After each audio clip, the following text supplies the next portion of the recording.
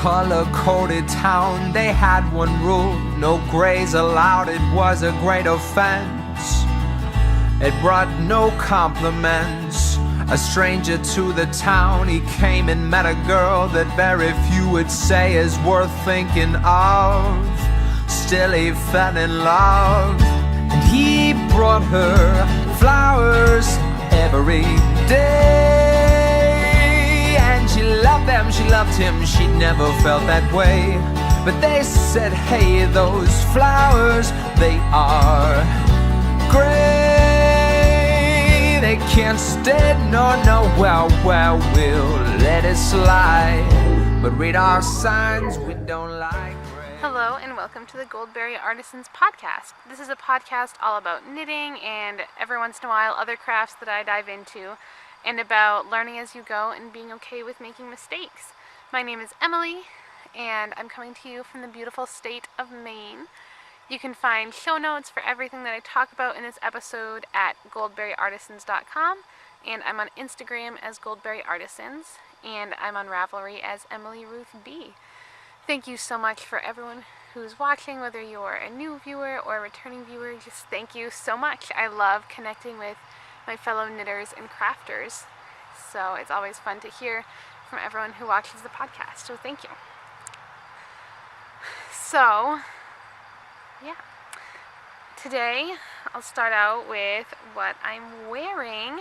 I am wearing my Brookdale vest by Elizabeth Smith from the Maine Knits book. So I'll back up so you can...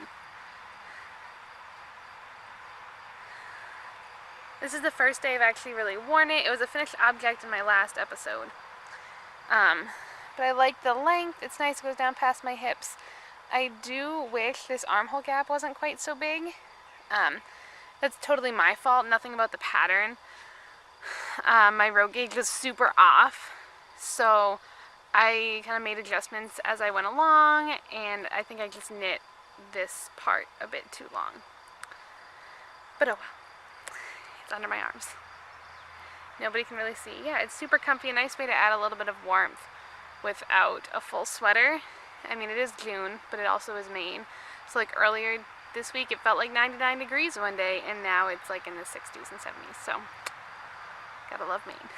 I do love it though. So yeah, that's what I am wearing today. So just a quick, I guess I'll give you a quick update on me.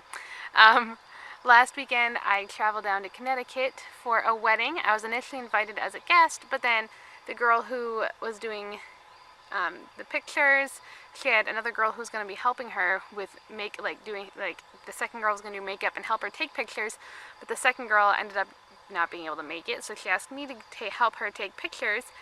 So I went down, we were down there for, it was a total of 4 days. We left on Thursday, came back on Sunday. But the wedding, it was so much fun. Just fun to travel to a new place sometimes, to go see different things, visit with people. So yeah, I got a little bit of knitting done in the car, not as much as I would have liked. It's like a 3.5 hour drive, so it's not tons of time. And I was navigating for a lot of the way, so that meant less knitting because I had to make sure we were going the right direction. And then, not next week, but the following week, June 28th and 29th, my older sister and I are actually doing a 2-day trip down to New York City to see Natasha Pierre and the Great Comet of 1812, which is a Broadway musical based on a very small section of War and Peace. So I'm super excited about that. I'll probably get some knitting done in the bus on the way down. Yeah, so things probably won't be super regularly updated around here, but it's summer. That's what happens. Alright, now I think we will dive into knitting. First up, I have one finished object, unblocked, and it's not woven in, but it's done.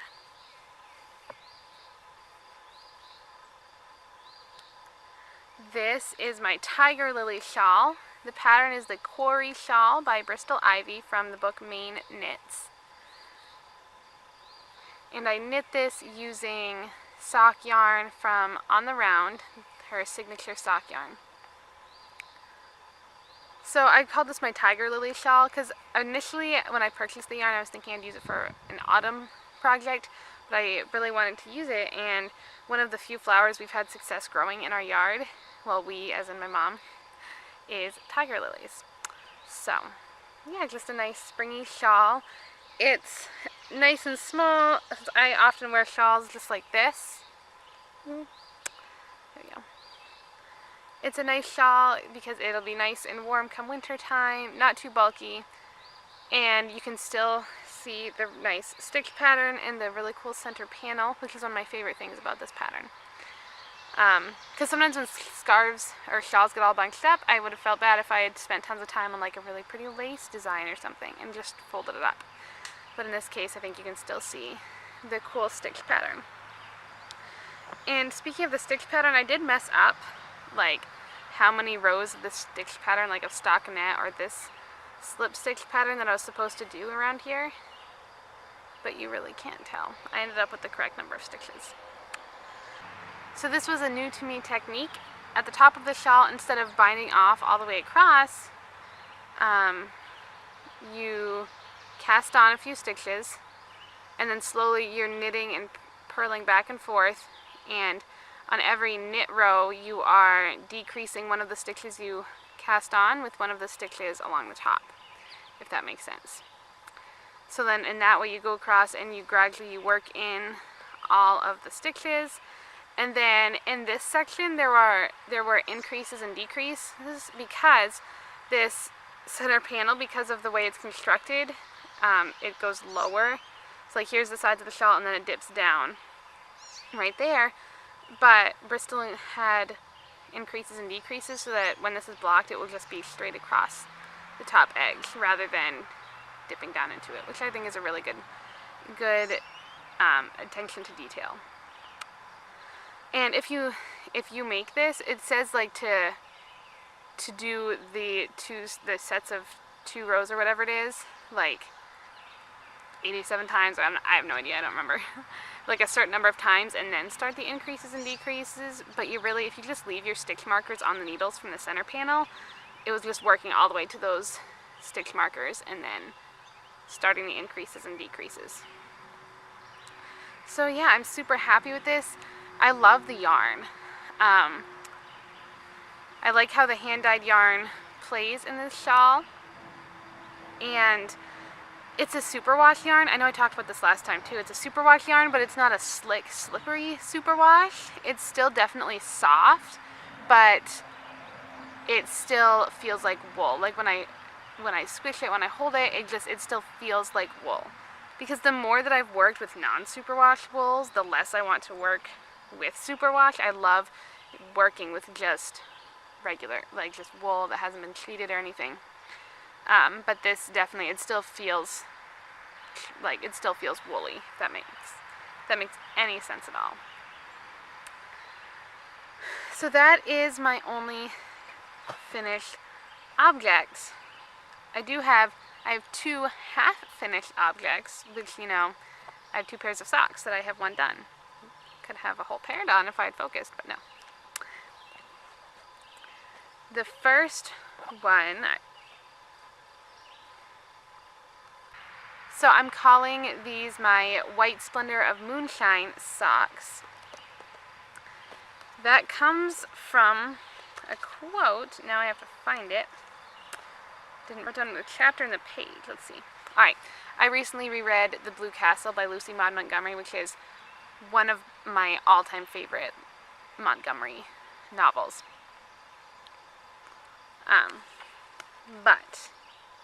So if you don't know anything about the novel, basically, the main character, I never know whether her name is Valancy or Valancy, I don't know. But basically she's considered an old maid by her family, which is very clannish, and she lives with her mom and her cousin, and she just leads a very dull, boring life, and she hates her life, but isn't like willing to do anything to change it. But then something happens, and she goes out and starts to live the life that she wants to live. Instead of just lying in bed at night daydreaming, she starts to go out and actually make decisions for herself. And at one point she's sitting there with somebody, and she says, when she realizes that she loves this person, but says, she did not ask to be loved. It was rapture enough just to sit there beside him in silence, alone in the summer night, in the white splendor of moonshine, with the wind blowing down on them out of the pine woods. So, I call these my white splendor of moonshine socks because the color work, the white color work against the blue just reminded me, sorry, there's a bug on my lens, reminded me of the moon up in the sky. The pattern is the Kanoko Socks by Mary Jane Mucklestone. It's from the 3rd issue of the Making magazine that was just released this spring. And I'm using, the blue is Quince & Co. Finch, and the white is some leftover, I think it's Cascade fingering, in just a white color. The blue colorway is Delft. And one thing that I really liked about this pattern was that you used size 1 needles for the ribbing, then you actually go up to a size 3 for the color work, and then down to a size 2 for the foot. So the ribbing is nice and tight, because even if this part ends up being a little baggy, you have nice tight ribbing. And then there isn't a drastic difference between the color work on the leg and the rest of the sock. They are a little loose, but I think that still, the ribbing is nice and stretchy. I do think if I were to knit a second pair of these, I would honestly make the ribbing a little bit longer just to counteract a little bit of the slouchiness that I think is going to happen, especially once I actually block them. But overall, I really love these socks. This is the first time I've used Quince & Co. Finch to knit socks. I know a lot of people use it for socks and love it. So, and I like that it's a 100% wool yarn. There's no nylon or anything. So I'm excited to wear them, see how they wear. I love working with Finch. I've used it before. I love it. So yeah, those are my socks. The color work, if you're intimidated by color work or intimidated by some of the color work socks that you see, because there's some color work sock patterns that are amazing and all over color work, all down the foot, and I've knit some like that. But if you're intimidated by that or want something just a little simpler, then this pattern is really good because it's just a super, super simple color work pattern, and I didn't even catch any of my floats. The longest that the yarn has to be carried across, the highest amount of stitches is 5. So I didn't even bother catching my floats. This is what they look like. And I mean, when I tried them on, one of my toes did get a little bit stuck on the floats, but it's not a big deal because it doesn't go all the way down. Now, if the color work was all the way down the foot, I would probably catch after the 2nd or 3rd stitch in that section of 5 stitches. But in this case, to me, it wasn't worth the hassle. So this one, I finished the foot of this on my way home from my Connecticut trip. And the color work, it looked pretty uneven when I first initially finished it because I wanted to have nice loose floats. Since it's going to be on my foot, I don't want it really tight. But I stretched it out like horizontally and vertically a bit, and it's definitely evened out just from that without even blocking them. So yeah, it was really nice road trip knitting. So I have this much left of the first skein. I don't remember how many yards. I think it might be 221 yards a skein or something like that. So I still have a full skein and then a little bit. So speaking of road trip knitting, I had a couple of projects, these socks, and then another project planned that I'll talk about in a minute. But I had packed them, but then the girl who I was riding down with was running late, and so I needed something to do while I waited for her. So I cast on a pair of socks, because my other knitting was packed and I didn't feel like getting it out. And then I ended up bringing these socks with me, and I actually worked on them more than anything else. I'm calling these my An Untrodden Path socks, and the name comes from a quote from Anne of Avonlea that says, "The future is yet an untrodden path full of wonderful possibilities." Which was partly inspired by the name of the socks. Pattern is the Avenues. It's from Mina Phillip of the Knitting Expat podcast and Knitting Expat Designs. She did her has her New York Sock Club collection going on, and I won that as a prize in a giveaway, or in a cowl. So this is actually the first pattern that I've completed a sock for. But so the name was partially inspired because it's called The Avenues, an untrodden path, avenues, you know, roadways. But then it also just, for me, I'm in this like weird, I'm partly done with school, living at home, working, trying to decide what in the world I want to do with my life, period of my life. And so it's just, I love quotes like that, where it says, the future is yet an untrodden path full of wonderful possibilities. So just a reminder for myself that even if I don't have a perfect plan, there are wonderful possibilities ahead.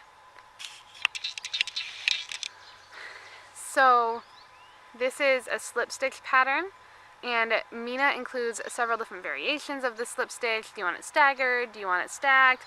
How many rows do you want in between the slip stitches? Her patterns are amazing. She has so many options. She has options for cuff down or toe up, and a couple different kinds of heels and toes.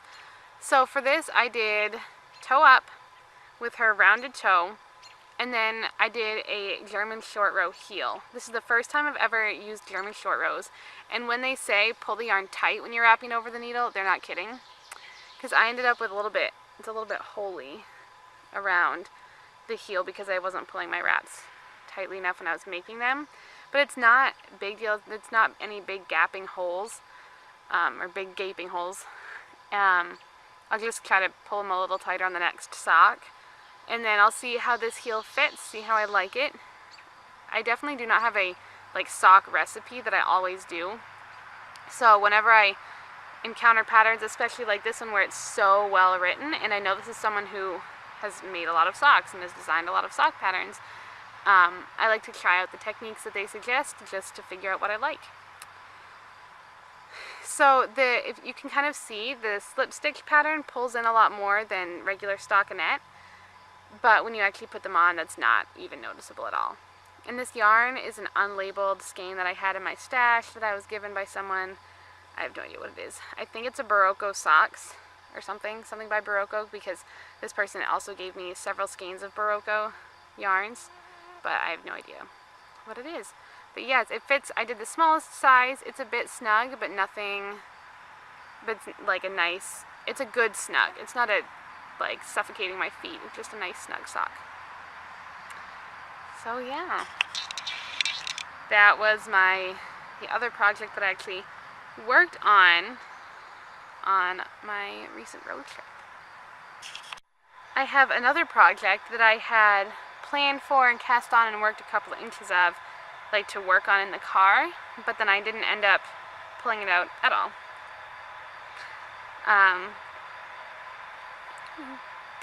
And this is the beginning. I'm calling this the Blue Castle shawlette. The pattern is the Tulip Fields shawlette from the first issue of Making Magazine.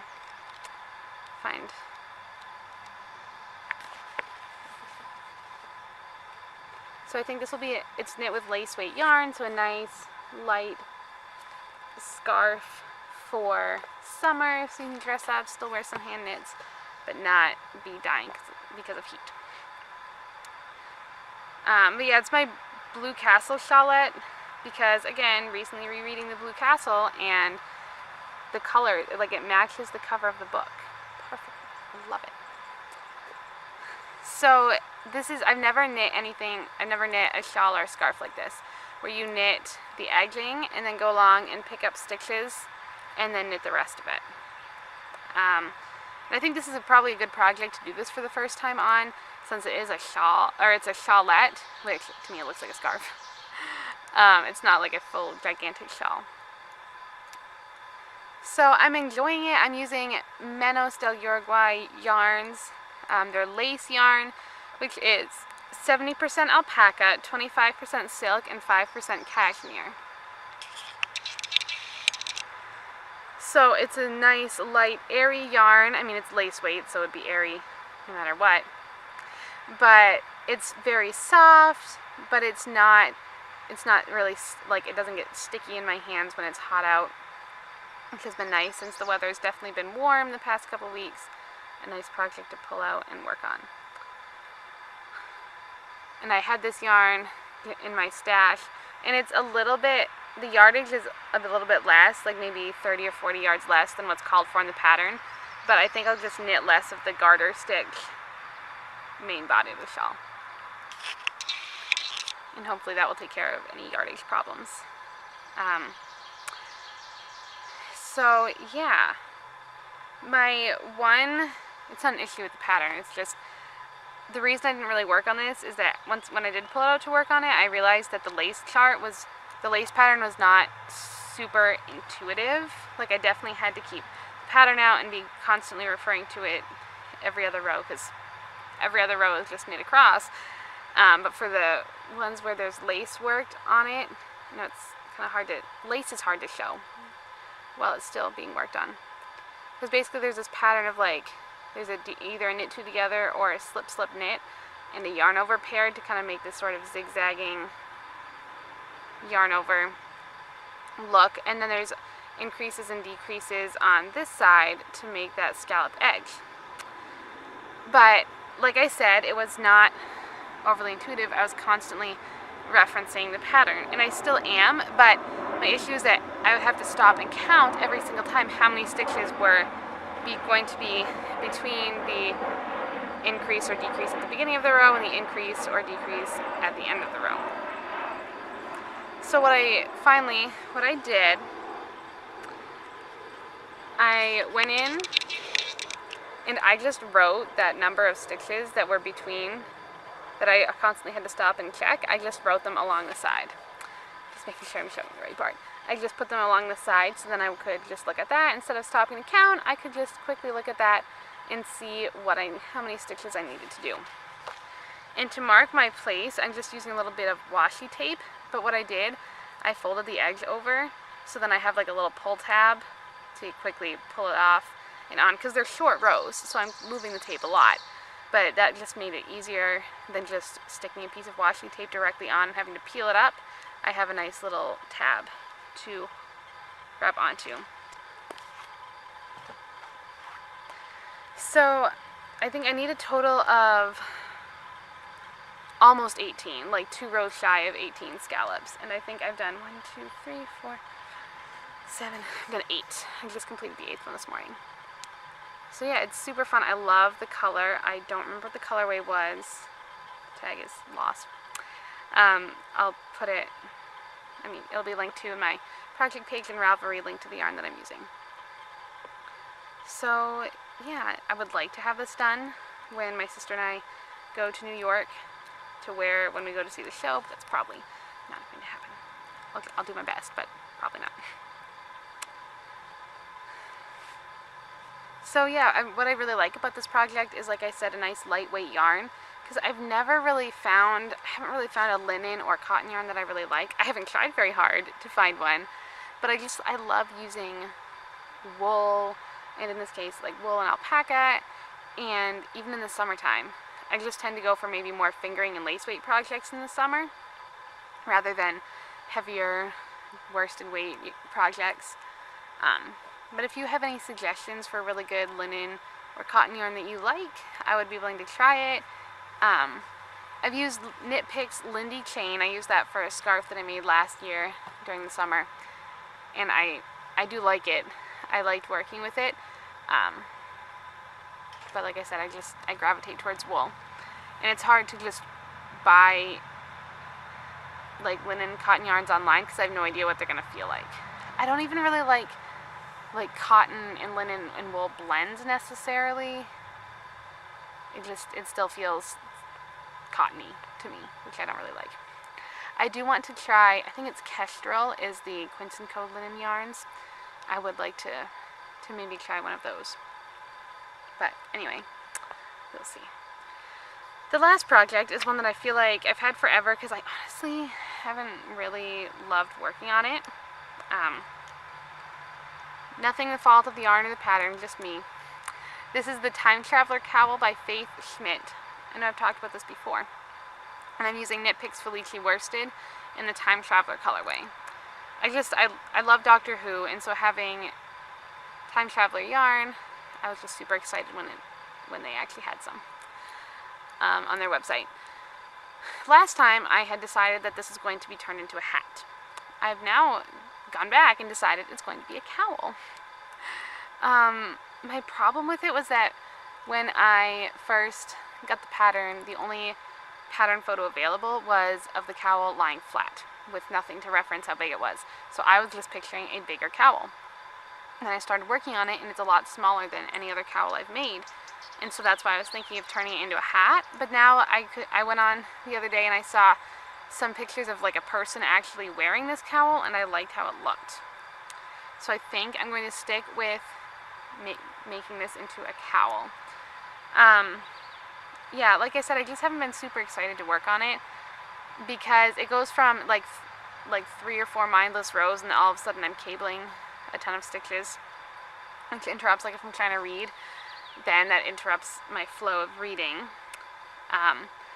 And the yarn is very soft, but it can be a bit splitty. I'm trying to find, like if you look,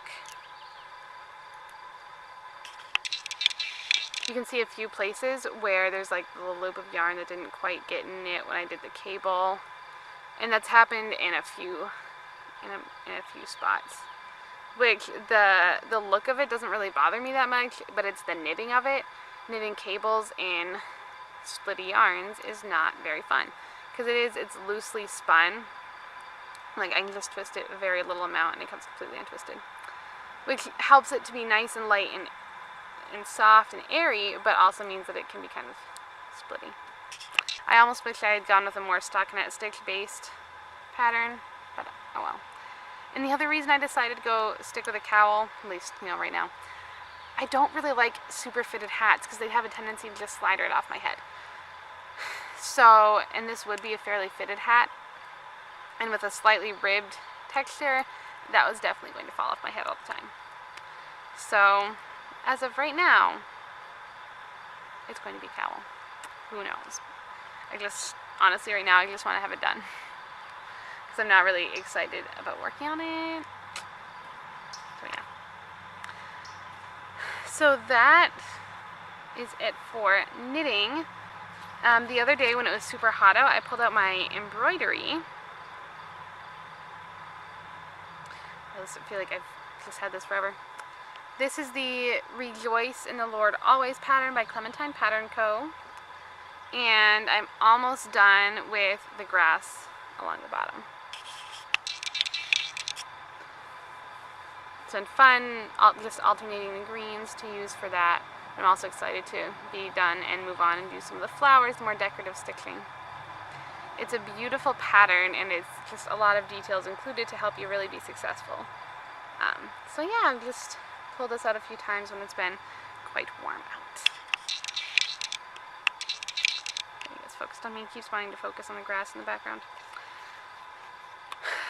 Okay, so I think that is it for crafting. Now I just wanted to talk a little bit about some things that I've been enjoying recently. The other day I actually did a little bit of baking. It cooled down and I had the urge to make some summery desserts. So obviously I went straight for like fruits and berries. I made a peach crisp, which is kind of like peach cobbler but with an apple crisp topping, and then a triple berry crisp. I'll include links to both of the recipes that I used in my show notes, but both of them were delicious, and I was super excited because I got the peaches. A local grocery chain, basically the only grocery chain close to my house, some of the stores have started selling what they call misfit produce, where it's the produce that would have previously been thrown away because it was bruised, it looked funny, whatever.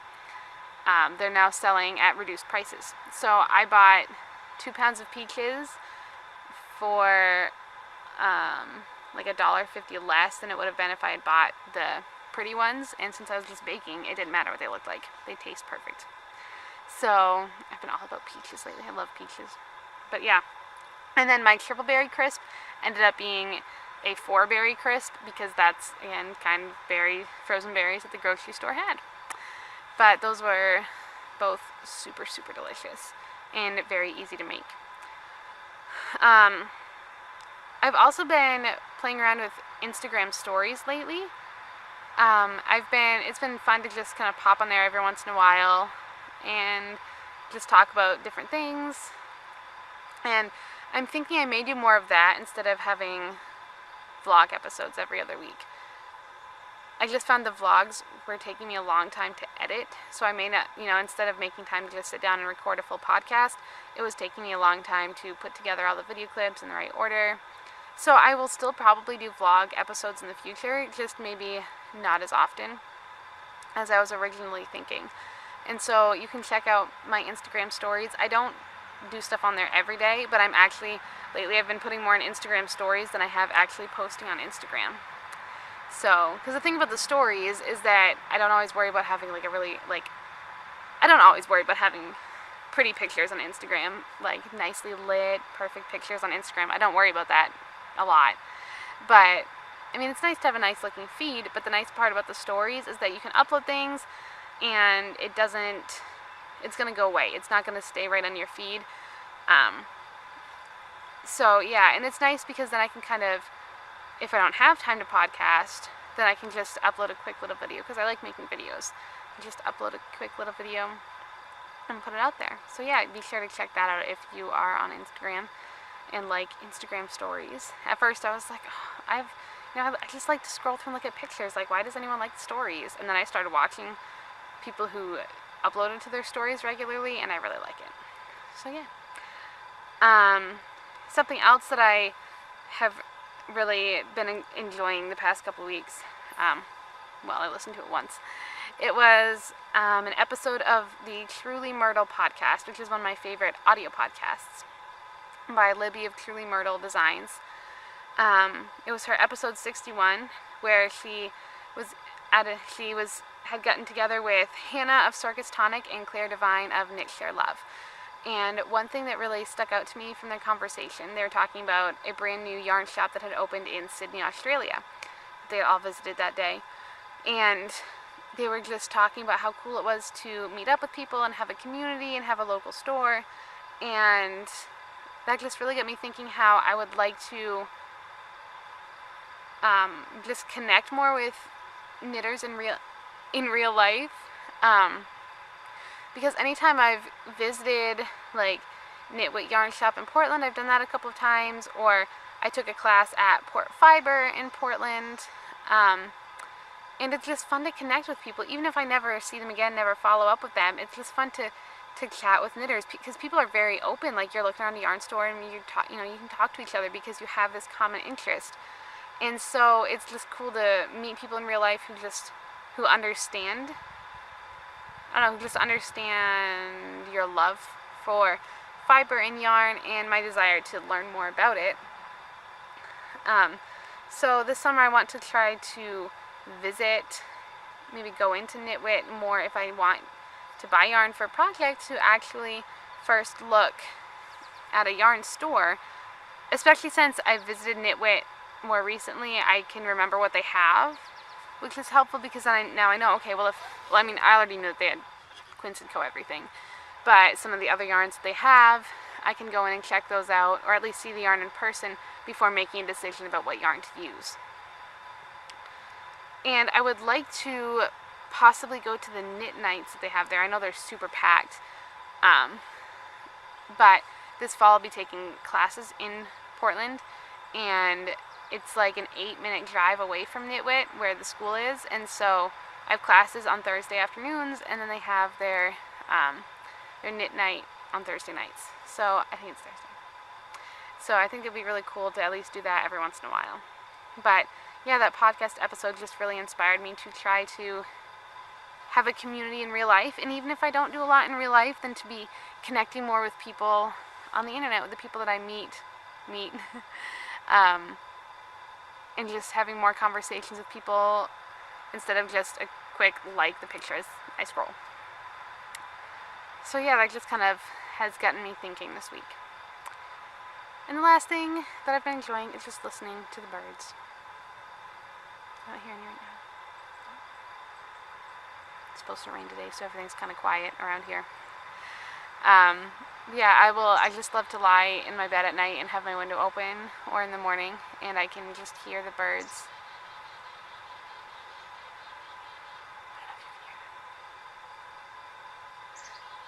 So yeah, and I was just glad that it wasn't super windy today, because I thought about recording a podcast episode yesterday, but it was very windy. So it's nice and calm today. And because of the podcast motivation because I wanted to record, I actually finished the ribbing on this. I had like this much done, and I was gonna be like, oh, I should record a podcast today. I was like, I'm gonna sit down and finish the ribbing first, because it was so close. So yay for podcasting.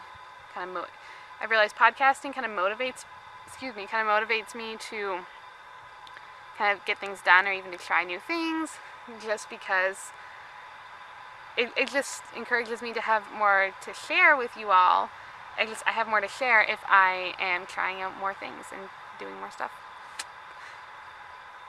So yeah, that is all that I have today. Thank you so much for watching. Again, any information about anything I talked about will be in the show notes at goldberryartisans.com. Thank you for watching, and I hope that until I see you next time, that you have lots of fun creating and that you're learning from your mistakes. Bye.